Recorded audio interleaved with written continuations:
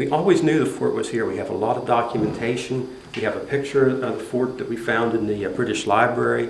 We have a lot of documents that talked about the fort. But what happened over the years, they lost track of just where in Shippensburg did the fort sit. And there were 3 possible locations. So in 2008, one of the locations was on Bird Street, and we went up there and we did 3 trenches in the backyard and 22 test holes in a side yard. And these are kind of the best of the artifacts from that preliminary dig. We have 2 tomback buttons from the period, pipe stem, an English musket flint, 3 lead musket balls, ceramics from the period, a handmade nail. And the really important thing with these ceramics, like this letter L, it was made in London from 1750 to 1760, and our fort was built in 1755.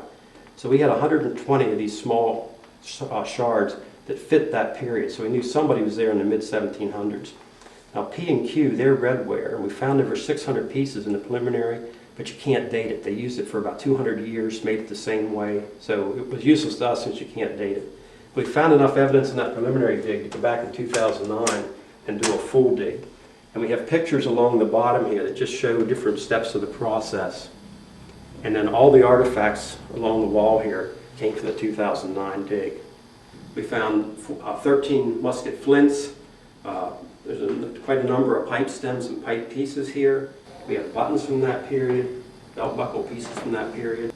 And this musket ball here is full of teeth marks. And they always said about if somebody's in pain, they're having some surgery, they're being whipped, they put a lead ball in their mouth and chew on it to take their mind off the pain, and that's just full of the teeth marks. And here are coins that we found from the period, and the one on the left, the little clip piece, it has a date 1742. And we thought how fortunate to find that much of a coin and have the date show up, and the date fills the whole space there.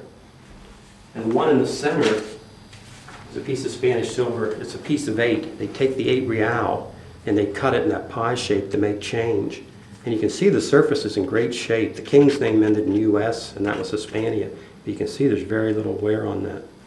And the one on the far right is a 1774 real, and you can see it's really worn. In fact, it has a small hole in it. And over here we have 3 British copper coins, and the one in the center is dated 1757. The one on the right is so worn you can't see the date. The one on the left, the date is worn, but it's a young George II head, so we know it is that period.